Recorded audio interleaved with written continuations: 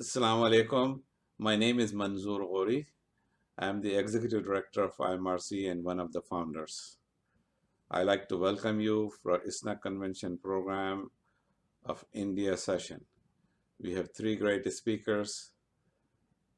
Please watch a video before we start our program. Thank you.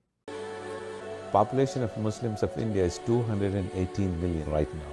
Out of 280 million, 80% of them are below poverty line. They work hard and they earn less than $1 a day. Whether it be education, whether it be healthcare, whether it be social welfare, whether it be religious type of work, we are the only ones in states. IMRC is the only organization that is providing complete services from birth to death. There's no overhead. There's no other charity, to my knowledge, which gives 100% of the donation back. I would like to now begin our program with our first speaker, Dr. Muqtedar Khan. He has a PhD from Georgetown University and is assistant professor in the Department of Political Science and International Relations at the University of Delaware. He is also the director of the Islamic Studies program and author of several books, including American Muslims, Bridging Faith and Freedom. I now welcome Dr. Muqtedar Khan.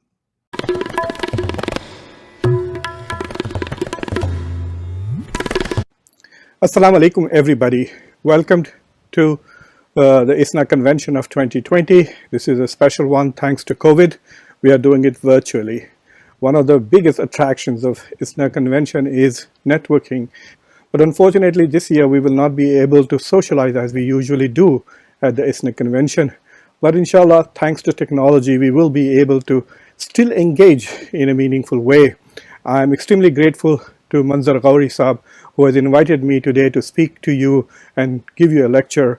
One of the lectures that Indian Muslim Relief Charities, IMRC, hosts every year at the ISNA Convention.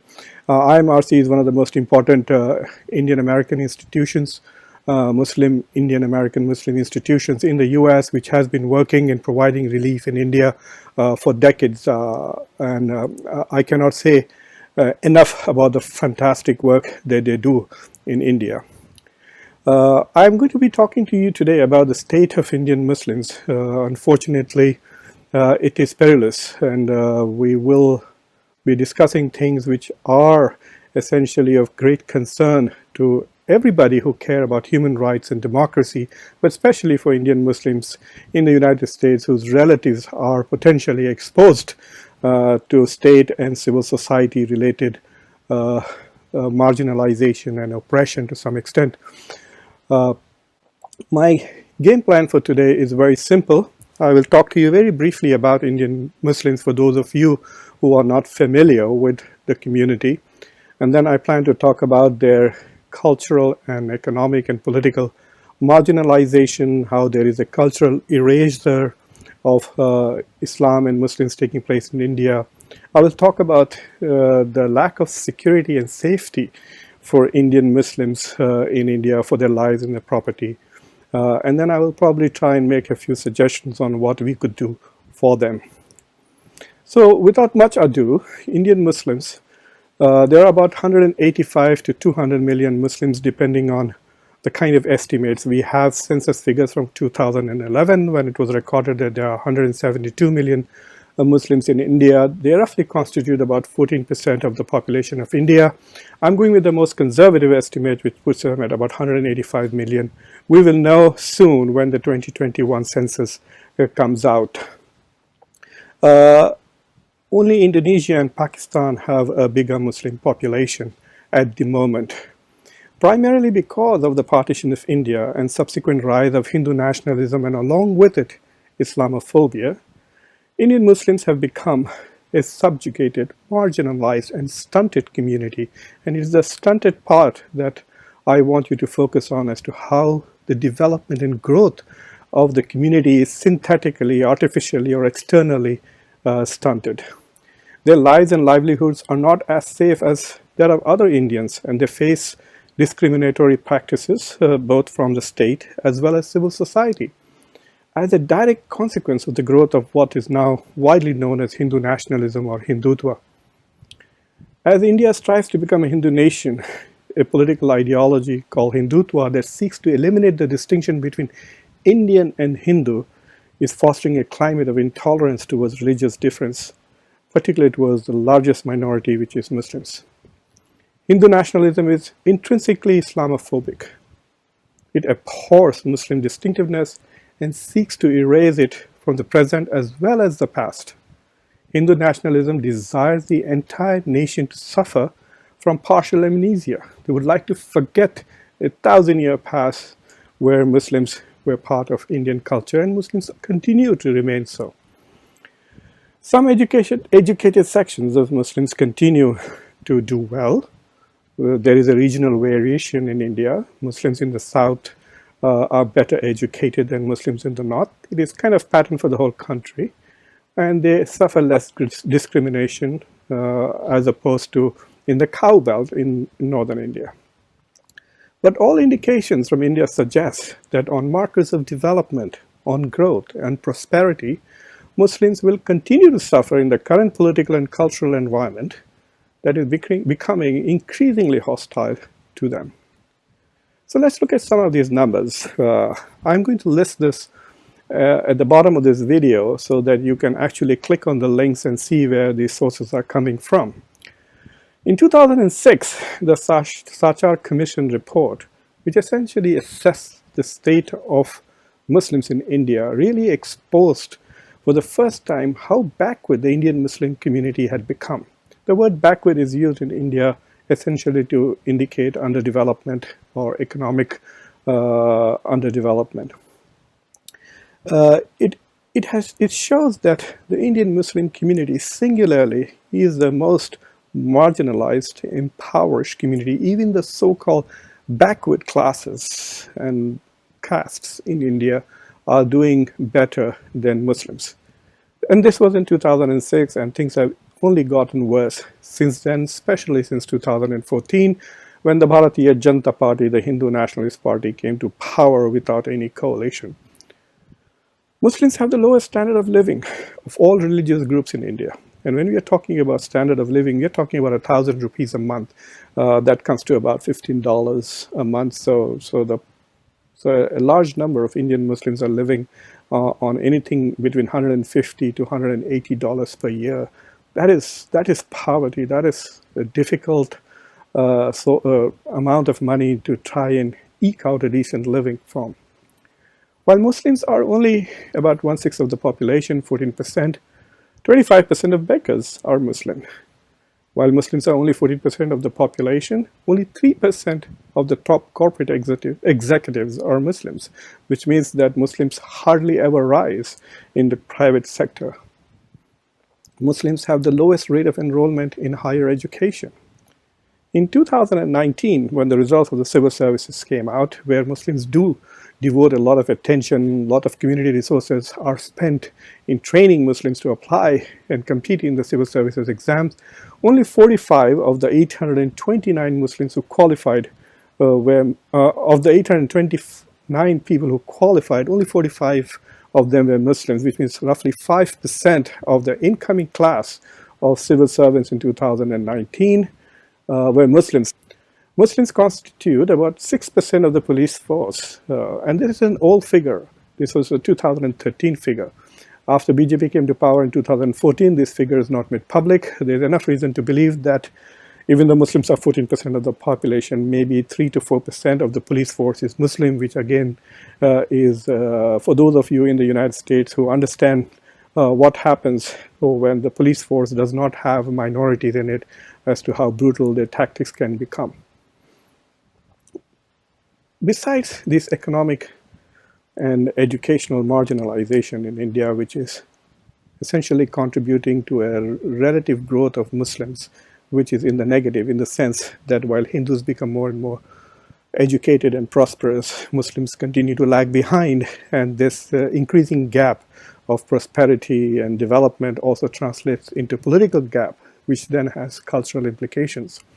In the past 10 years, Muslims are experiencing a strategy by Hindu nationalists which is determined to eliminate the cultural presence of Islam and Muslims in India. They're changing names of cities, like Allahabad has been changed.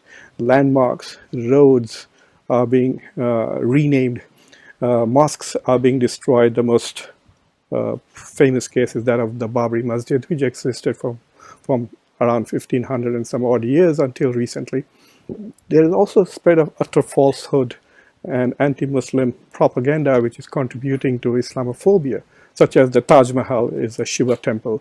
So there is a lot of these popular and official and unofficial discourses which are trying to rewrite history with the sole purpose of eliminating Muslims from the past and the present.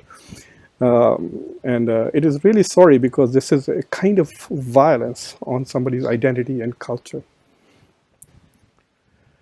The life and property of Muslims are also in peril. Since the rise of Hindu nationalism, the lives of Muslims are always at risk. Men and women are beaten and lynched in public with cameras running and the police watching, and nobody stops. There have been so many cases of public lynching of Muslims by cow vigilantes and others. Just a hint of accusation that a person has just had a beef burger will get you lynched in India by the streets with the help of police, with cameras watching. Nobody is ever arrested or prosecuted. And sometimes these cow vigilantes also show up with politicians and are garlanded by elected officials. So crime and violence, vandalism is rewarded through recognition, and the fact that the police does not aggressively prosecute these phenomenal hate crimes, literally, is an encouragement for public to indulge in it. If you're sure that you could beat up somebody on the street and kill them, and also confident that the police will not prosecute you, then it is an invitation to be violent. Muslims also suffer from mobs who are unfortunately protected by police. And the police, for example, after the Delhi riots, rather than prosecuting those who incited violence and those who indulged in violence, they were actually filing cases against minorities who have been the biggest victims of such violence. International community human rights organizations are now beginning to take note of it, and every human rights organization in the world, including the State Department's report on human rights and the United States Commission on International Religious Freedom, they have all documented in the last 2 years the atrocities that are being committed against Muslims by both the government as well as the population in India. Muslim political influence has been on the decline. Ironically, since the 1960s, where Muslim population was roughly 10%, and now they have grown to about 14%, their population growth in a democracy is not translating into political power. So, for example, the best performance that Muslims have had as far as representation in the parliament, Indian parliament has about 545 members, was way back in 1980, when there were about 10% of the population. So there were maybe 54 or odd members who were Muslim in the Indian parliament. By today's percentage of Muslims, there should be 76 Muslims in the Indian parliament, but there are only 5% Muslims. There are about 27 Muslims in the parliament that got elected in 2019. The worst was in 2014, where there were only 23 Muslims in the Indian parliament. So this decline in Muslim presence in the national parliament is roughly at the same percentage level as Muslim presence in civil services. So there are 5% of the parliament is Muslims, the 5% of the civil services is Muslims, roughly 4 to 5% of the people in the police forces are Muslims. Now, what this really does is that if you're not in the government sector, you're only in the private sector. And as I told you, that in the higher levels of the corporate sector, there are only 3% Muslims, which means that Muslims are not in the formal sector. They are basically in the informal sector of the economy. They're not in the government. They're not in the corporate world. They're right down there in informal sector, and their guarantees of economic sustainability are very, very low, especially during COVID circumstances. Businesses are down, and Muslims are suffering more than anybody else in India as a result of COVID. What can we do? The future of India will be determined by Indians, Hindus, Muslims, and others. They have to reach a consensus. All these communities have to come together and have a common vision of what kind of India they want to live in. If they don't have a shared vision, then there will be contestations, there will be divisions, and the country will continue to suffer. There will be social disharmony, there will be riots, violence, and essentially the biggest consequence of that will be economic disempowerment of the minorities, and also inability of India itself to grow at the pace it can potentially do. So India as a country will fail to realize its economic potential if it does not put its social and political issues in order. As American Muslims, we can provide some relief and we can do a few more things, but you must keep this much in mind, that there are about maybe 200,000 Indian Muslims in America, and there are 200 million Muslims in India. So relatively speaking, we can do little, but what we can focus on is to provide relief. Alhamdulillah, the American Muslim community is very well off. So I would recommend that all our zakat, all our charities, etc., for some time be dedicated to Indian Muslims, especially during this COVID period, where they are going to be the biggest victims of the negative consequences of COVID on the economy in India as compared to other communities. So the first thing that we can do is provide relief, financial aid, and all other kinds of support that we can potentially do. So basically give through IMRC and other institutions so that Indian Muslims may be able to come out better through this pandemic. The second thing we can do is amplify the voice of Indian Muslims. We can provide platforms to them here and all over the world so that they can talk to the rest of the world and build alliances about what's happening to them. India has global ambitions. India wants to be a global power. India wants to be recognized by the world as a great nation. It wants to become a permanent member of the United Nations Security Council. But India can't continue to aspire for these things without being a good citizen of the world. And being a good citizen of the world would mean treating its minorities well. And if India continues to oppress its Muslim minorities, then it definitely does not deserve the reputation of a good global citizen.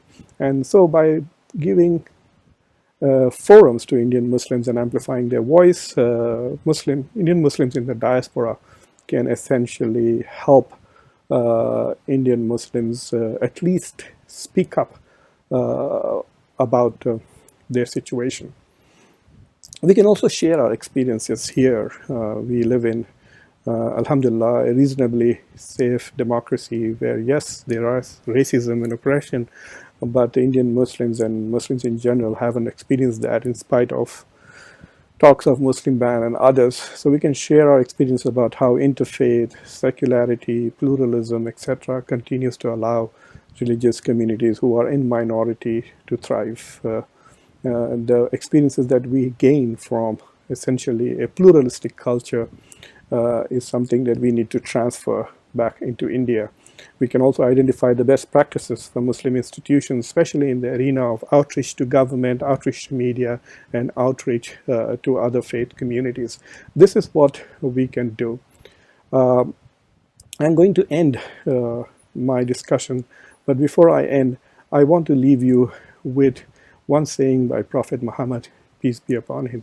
And he said, "Beware of the cry of the oppressed. Beware of the cry of the oppressed, because there is no hijab, there is no distance, there is no partition between Allah and those who are oppressed." And I want to give this comfort to Indian Muslims who feel as if they are unsafe in India and that they are being oppressed, is to realize that Allah subhanahu wa ta'ala loves hearts that are broken, and those who are oppressed, their voices will be heard. But while we wait for Allah subhanahu wa ta'ala to make his intervention, I invite all Indian Muslims in the United States, those who are here at ISNA, and those who are not also from India, to recognize the challenges that Indian Muslims face and try to do their best in helping them and trying to help them both politically to preserve their civil rights and their properties and their lives, and also to help them economically so they can essentially survive this tremendous economic devastation caused by the COVID-19 pandemic. Thank you, Dr. Muqtedar. I now welcome our second speaker, Harsh Mander. Harsh has been a long-time friend, advocate, and a partner of IMRC work. He worked for 2 decades in the Indian Administrative Services and has been a long activist working to secure the right to food, land, and housing rights, as well as the right to health in India. He is currently the director of Center of Equity Studies and founder of Karwan-e-Mohabbat, a civilian campaign in India in solidarity with the victims of mob lynching and communal violence. Friends, we are gathered here speaking to each other from two opposite sides of the planet, really. But we are gathered here reflecting on this moment in the journey of the Indian Republic. India is passing through a very difficult moment in its history. At stake is indeed the very soul of this nation. At stake is what is finest in its civilizational legacy, in the struggles of the freedom movement, and indeed in the pledges of our constitution of justice, liberty, equality, fraternity. The central contestation that we're seeing India, which is in ferment, in turmoil, is one of belonging. Who belongs to this country, and who does this country belong to? And most of all, it is about the place in India of India's 200 million Muslim citizens. This isn't a new battle. It is one that dates back at least 100 years. It was about 100 years ago, a little over 100 years, when Mahatma Gandhi returned from South Africa, and he took leadership assumed the leadership of our freedom struggle. This freedom struggle was never a battle only against British colonialism. It was also a battle at its core about what kind of India we would build when the British left, and indeed who would this country, this newly independent country, belong to. In Gandhiji's leadership, the majority of people in India of every faith made one resolve during this period. And that resolve was that India would be a country that would belong equally to all its citizens, regardless of their faith and their identity. It would not matter which God you worship, or if you worship no God. It would not matter what your caste was, what your language you spoke, what clothes you wore, what you ate, who you loved. You had your freedom to be yourself and still belong equally to this nation. This was an idea which the majority of Indians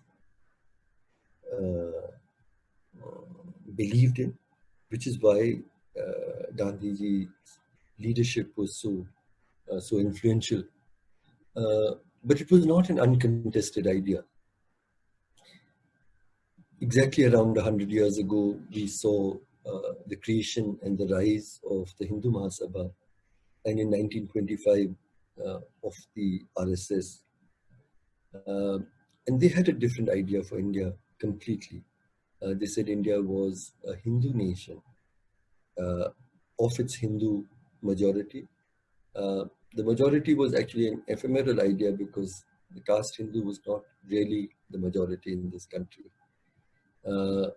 But the idea of a Hindu nation in which Muslims and Christians in particular and less obviously Dalits and Adivasis, would be allowed to live, but only as second-class citizens. The RSS was deeply influenced, indeed, uh, by by Hitler uh, in their texts, and uh,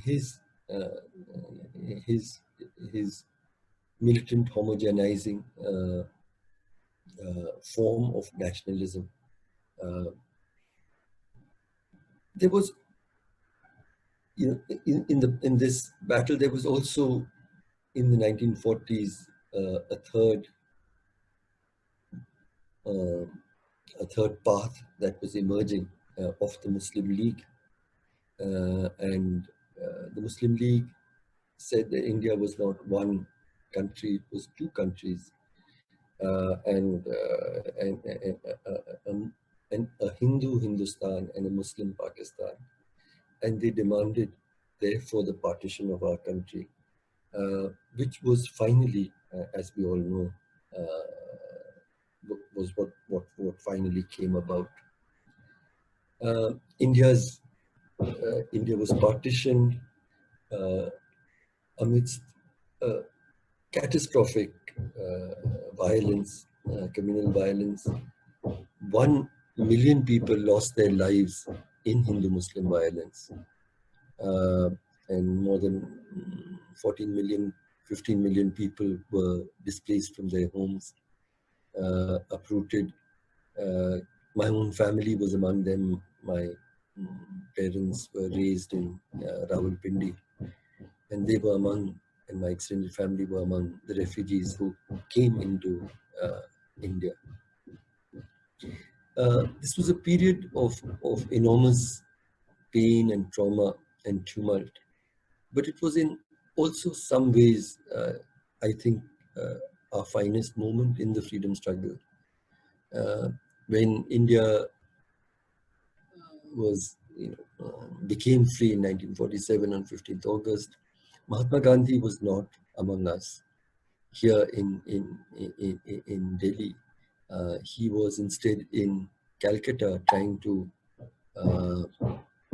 where there was enormous bloodshed and killings, Hindu-Muslim riots at their peak, and he went on an epic 40-day fast in order to restore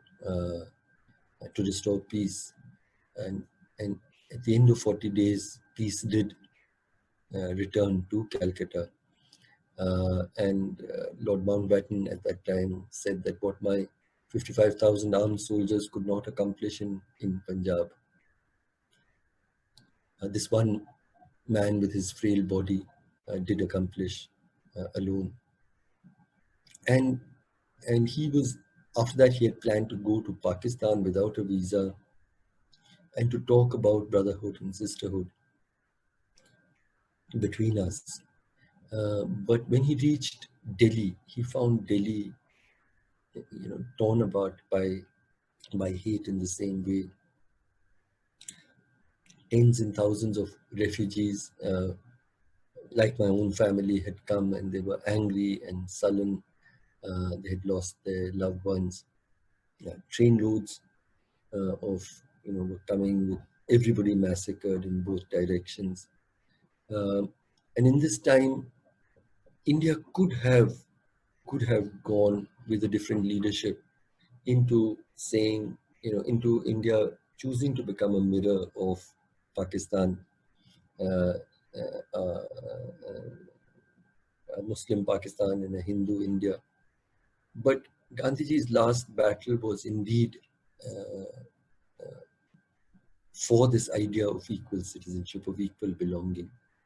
And Anis Kidwai, in her memoirs, writes her husband had got killed during the riots, trying to save lives, and she had come as a widow. She didn't go through the period of iddat. She came to Gandhiji in Delhi and said, "I needed to be here at this time to see how I could serve our people."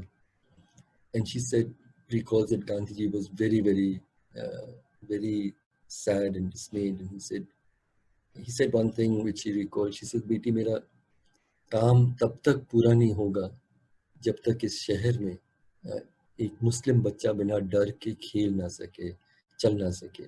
My work will not be complete here until a Muslim child cannot walk without fear in this city." And that is, that was his last battle. He repeatedly told the Indian Muslim that this country belongs equally to you. Maulana Azad stood on the ramparts of Jama Masjid in Delhi and said, "I'm proud. I'm proud to be a Muslim. I'm proud to be an Indian. Both these parts of my identity cannot be separated in any way. I will not give up either of these of my identities." And Gandhiji's last fast, just 2 weeks before he was assassinated, was for this idea of an India of equal belonging and equal citizenship.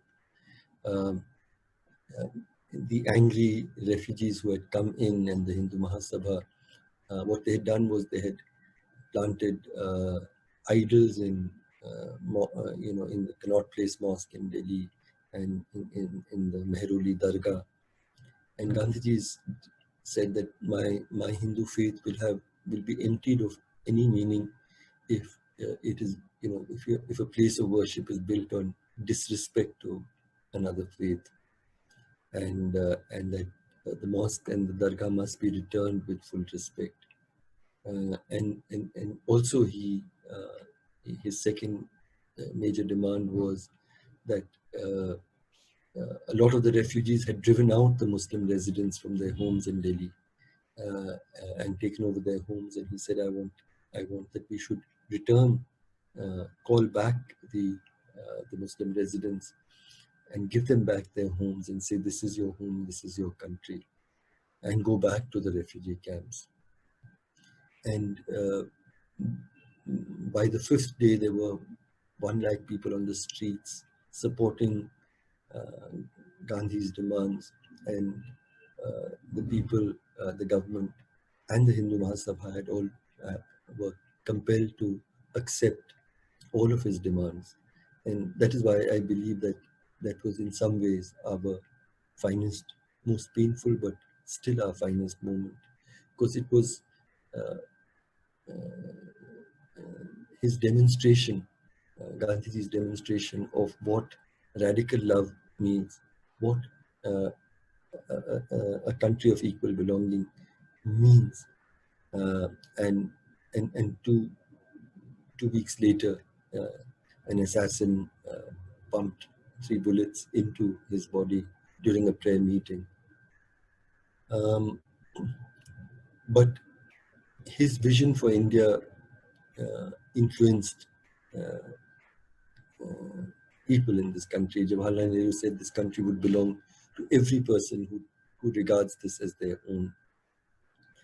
And that was what was written into our constitution, the drafting committee led by Dr. Baba Sahib Ambedkar. And we have one of the finest constitutions in the world, in which this resolve was written in.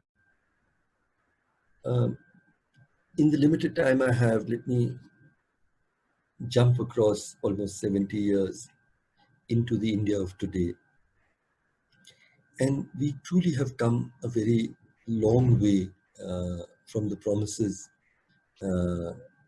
Mahatma Gandhi, when he said, "My work will not be done until a Muslim child cannot walk without fear." And we see in India, with mounting fear and hate, driven from the very top. The RSS, we're living at a time when all the top constitutional positions actually, the Prime Minister, the President, the Vice President, the Speaker, are all men who have spent much of their life as members of the RSS, deeply wedded to a very different imagination for India. Mr. Modi, when he came in 2014, it was not as though the decline hadn't begun. It had begun much earlier, and successive governments of the Congress as well after Jawaharlal Nehru have contributed to the erosion of that idea of India, and many betrayals. But these last 6 years with Mr. Modi have pushed India into a completely different direction. There is no attempt to hide now the open and extreme hostility that our rulers today have to India's Muslims, and indeed to what the Constitution has promised them. I see three parts to this project. There was a political part which attempted to establish the political irrelevance of the Indian Muslim. Political scientists had said that Muslims form a significant part of the population in a large number of constituencies, and therefore on an openly anti-Muslim platform, a party will not be able to get a majority on its own. And Mr. Modi has demonstrated it is possible by uniting everybody across caste, but also across religion, making alliances even in many places with the Christian community against the Indian Muslim. And through that, the Muslim has become politically irrelevant. And even the so-called secular parties are more and more hesitant to raise their issues and to put up Muslim candidates. The BJP has not put up a single candidate, it doesn't have a single Muslim member of parliament in the Lok Sabha and lower house. Then there was a social project, and the social project was one of normalizing hatred to an extreme. And we saw this particularly reflected in a campaign of lynching, very similar to what we saw in over 60 years since the late 19th century in America against the African Americans.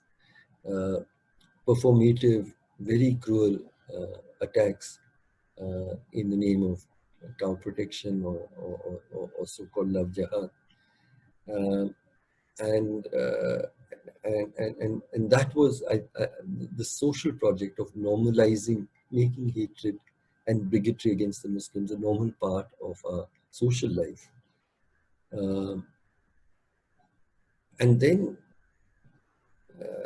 and in response to that, my colleagues, I made a call for, to fight hate. You cannot fight hate with hate. You can only fight it with love, with the kind of radical love based on extreme courage and conviction that Mahatma Gandhi had demonstrated to us. And indeed, his finest follower, Martin Luther King, had demonstrated in the civil rights movement in the US. I believe that we had to fight hate with love. And I made a call for what we called Karwane Mohabbat, or a caravan of love. And we resolved that we would go to every home where anyone had been lynched to say that we stand together, you're not alone. And we seek forgiveness for what you have suffered. And we stand with you in your battles for justice. When Mr. Modi got re-elected in 2019, he believed that he now had a mandate to go beyond both the political and social project, and have a formal legislative transformation of India into a Hindu nation. And very quickly we saw the what happened in Kashmir. We also saw the triple talaq law, which criminalized triple talaq. We saw the judgment of the Supreme Court on the Ram Temple. And then, perhaps as the crowning glory came the amendment to the citizenship laws of the country, which for the first time made a differentiation based on religion, religious identity. And it was a moment where, in effect, that law of just 1,000 words subverted everything that the Constitution stood for. The country burst out in unexpected protests. In fact, the biggest protests, non-violent protests that the country has seen since independence. And very fine, it was led in many places by working class Muslim women who actually were at the very forefront of this movement, and by students across campuses around the country. And there was a celebration of the Constitution itself, which was read out in each of these rallies. The symbols of the struggle were the national flag and the national anthem, and it underlined most of all the importance of solidarity. But then we saw it suddenly came to a halt. Firstly, because there was terrible violence in Delhi itself, the biggest Hindu-Muslim violence that we've seen after partition in the city. And this was followed by the pandemic, and that was being used to completely crush the movement, and it has been used to criminalize the participants in the movement who have been, some of them have been arrested, a lot of them are being interrogated, and even my name has appeared in a number of charge sheets, and they've spoken about a speech that I gave, and I'll end with that speech that I gave in Jamia Millia University to the students. That the next day after the police had entered and beaten up students, there was huge anguish, and the students said they wanted me to talk to them. And in my address, I said basically three things. Firstly, that this was not a fight just against a law, but about the country that we will leave for our children. It was a fight for the Constitution, and it was a fight for love. I said that, I said that India's Muslims should not henceforward allow anyone to ask them to prove their love for this country. I said that the rest of us in 1947, like my own family, had no other country to choose from. But the Indian Muslim, your ancestors, your grandparents, your parents, had a choice, and they chose an India based on the idea of equal respect for all faiths over a Muslim Pakistan. So you are Indian by choice. The rest of us are just Indian by chance. So if anyone has demonstrated their love for this country, it is India's Muslims. And last of all, I said that this battle has to be fought, will not be won either in Parliament, where the political parties have not shown the moral courage. It will not be won in the Supreme Court, which is not, by many judgments, has not stood with the minorities and their rights. It will be fought by we, the people of India, on the streets with non-violence. But I said, most of all, will be fought in a fourth place, and that is in my heart and in your heart. It will be fought by what will decide is whether we've allowed hate and fear to colonize our hearts, or whether We have fought these away and located in our hearts love for each other. Martin Luther King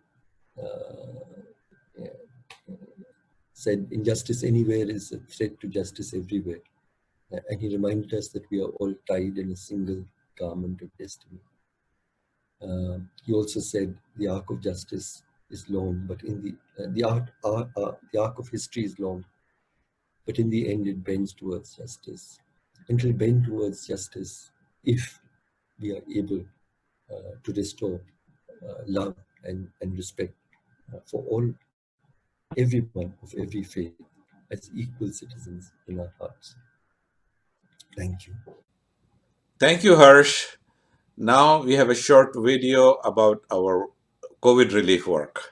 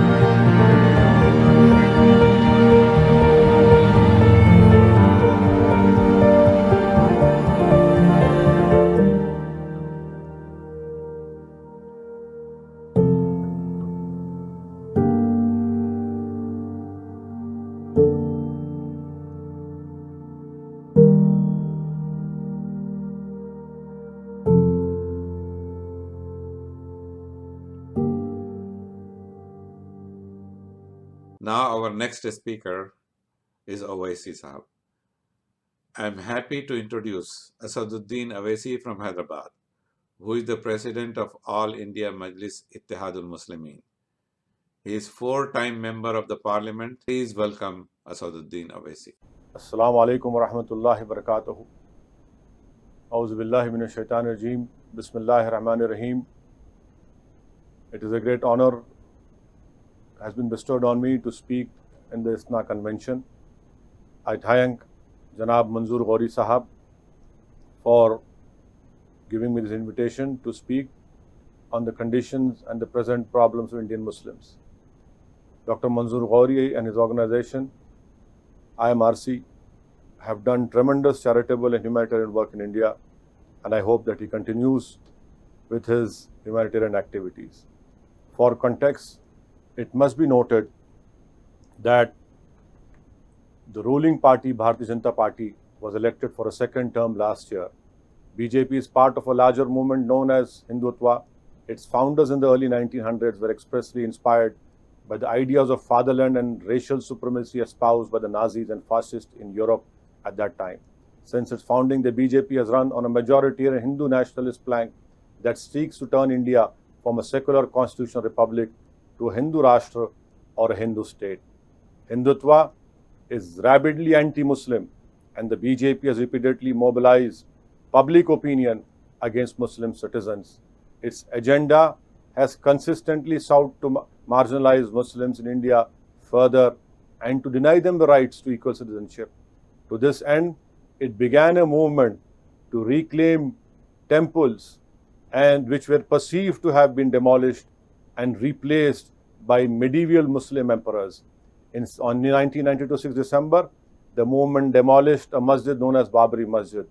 The movement falsely claimed that the land was actually a sacred plot where Lord Ram was believed to have taken birth. Last year, the Supreme Court rewarded the people who demolished the masjid by giving them the right to establish a temple on the land where masjid stood for 450 years. This year, the Prime Minister of India participated in the temple's inaugural ceremony. I have said at that time that my Prime Minister, Mr. Modi, by attending the inaugural foundation laying ceremony of a Ram temple, which was demolished by BJP leaders who are facing criminal charges for the demolition of the masjid, the Prime Minister, by attending this foundation laying ceremony, had violated his oath. The Prime Minister has violated the secularism of this country, which is part of the basic structure of the Constitution. The above is an example of accelerated majoritarianism in India.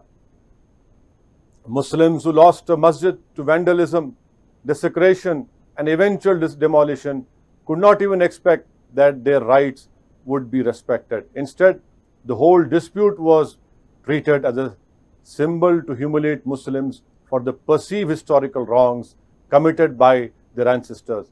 When the Prime Minister went to participate in the ceremony, the message was that a conqueror has righted past wrongs and showed Muslims their place.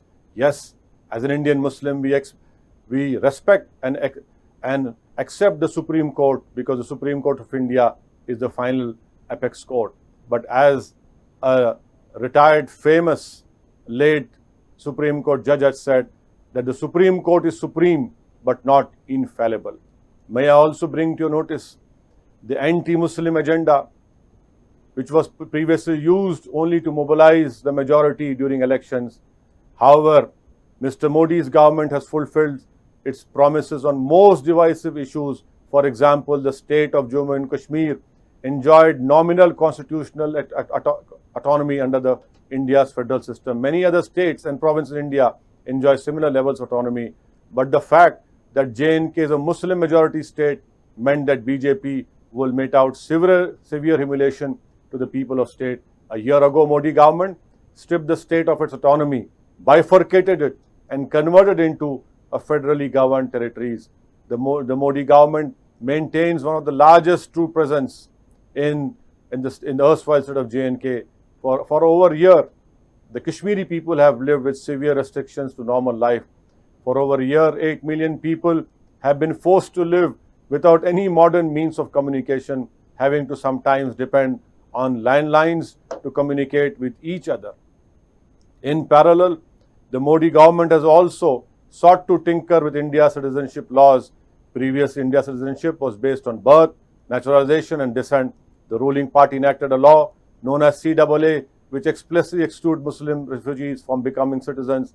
Furthermore, the government sought to introduce a national register of citizens, which would require Indian citizens to prove their citizenship through documentation. Those who do not possess such evidence are likely to be marked as doubtful citizens. May I bring to your notice an example which happened in Assam. An NRC was done in Assam under the expert supervision of the Honorable Supreme Court. The final list which came out excluded 2 million people. Now, in that 500,000 were Muslims. The BJP government is in Assam, in the state of Assam, and they say that we will give citizenship to all the 1.5 non-Muslims under the Citizenship Amendment Act, which was passed by the Indian Parliament, and we will not give it to the Muslims of Assam. Muslims of Assam, whose names have been excluded, nearly 500,000, they will have to file their cases to prove the Indian citizenship in the Foreigners Tribunal. However, now this is discrimination. However, non-Muslims, as I said, will have the protection of CAA, while Muslims will remain doubtful citizens.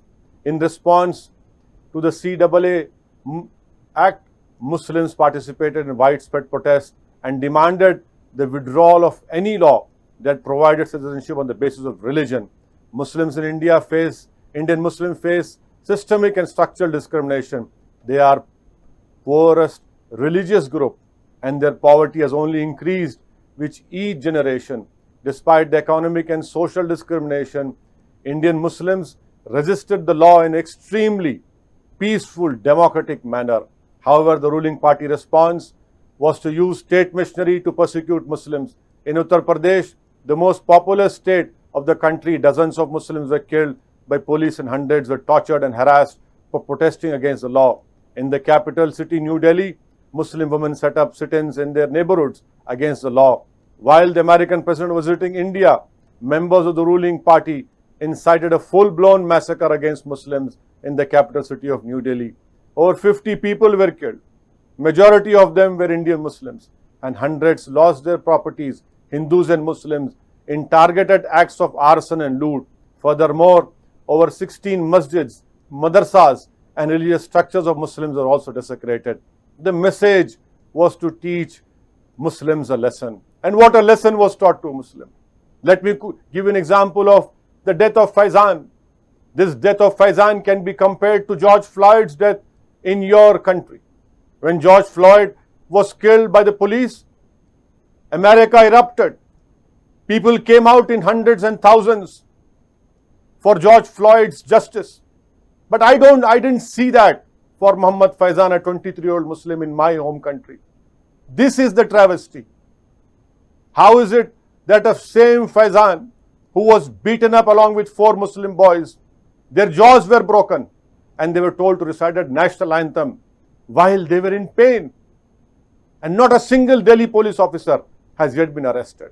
Muslims were taught a lesson. By whom?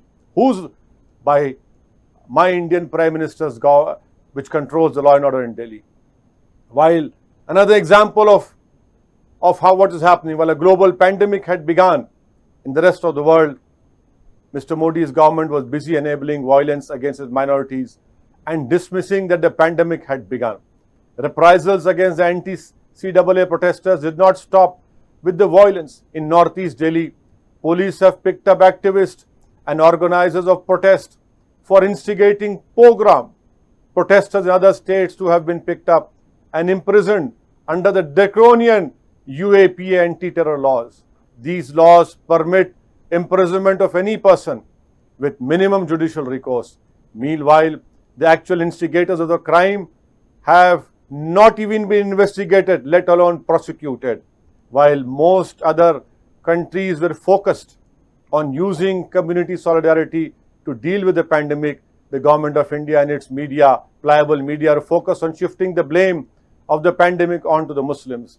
The government chose to blame Tablighi Jamaat for organizing a religious meet. However, during the same period, the ruling party had neither imposed any restrictions nor had it itself begun avoiding large crowds.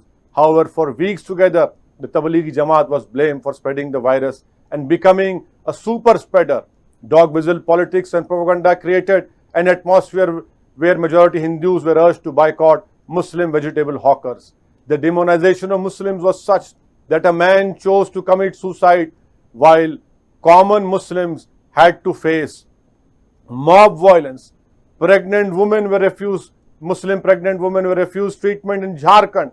In Rajasthan, one woman lost her child because of it, and another woman died after multiple hospitals in UP refused treatment. The above is a snippet only of the last few months of November 2009, from 2019 onwards. Muslims have been demonized, humiliated and persecuted. They have faced pogroms, mob violence and scapegoating. It is only a reflection of how dangerous it has become to be an Indian Muslim in the government of Mr. Modi.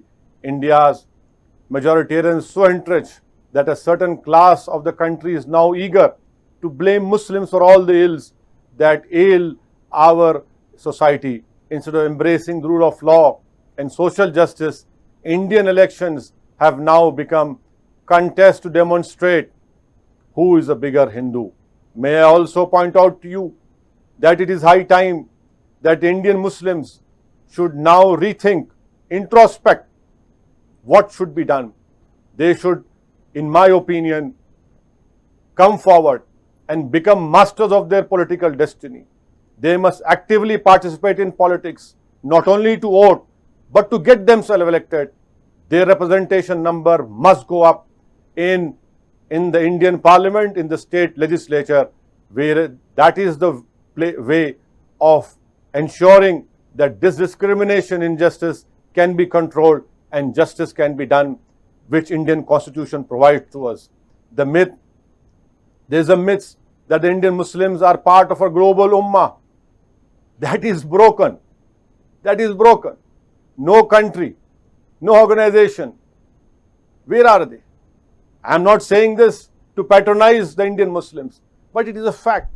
And the reality also is that we understand, we know that when our forefathers took a decision that we will not go to Pakistan because India is our country, India will remain our country. This is a land where I have a history of 1,000 years. I have a legacy of 1,000 years. We participated as Muslims in the freedom struggle of this country. We stood shoulder to shoulder with our Hindu brethren. We stood under the leadership of Gandhi, Nehru, Maulana Azad, Rahmatullah alayh. We participated and gave lives in thousands in the 1875 War of Independence. This is our country. It will continue to remain our country. I know for a fact that this is a long night, but inshallah ta'ala, after every long night, there will be a dawn.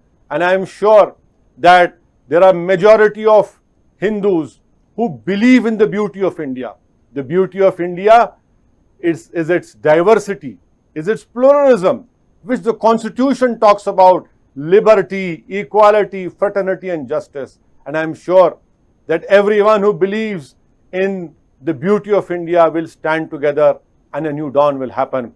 Many people from US ask me about that USCIRF, UNHRC, Amnesty, Human Rights Watch. See, I don't want to comment on that. They are still compiling reports while we know what is happening on the ground. Let me also point out to you, when people ask me that what is the way forward, I would only tell you that the way forward is to protect India's pluralism and diversity, which the India's Constitution has guaranteed to every Indian citizen. And I am sure that with all the Indians who believe in this strength and beauty will come together, unite and ensure that we have an India of the dreams of our forefathers when they got independence in 1947, 15th of August. I hope and I'm sure that I will live to see that day. But history will remember us that when we were opposing this fascist government, it is not only for our existence but to protect India, to make India stronger. Whether we succeed or not is a different thing. Alhamdulillah, I have faith in Allah subhanahu wa ta'ala. I have firm faith in my countrymen who are Hindus, who are Christians, who are Sikhs, who are Dalits, who are weaker section.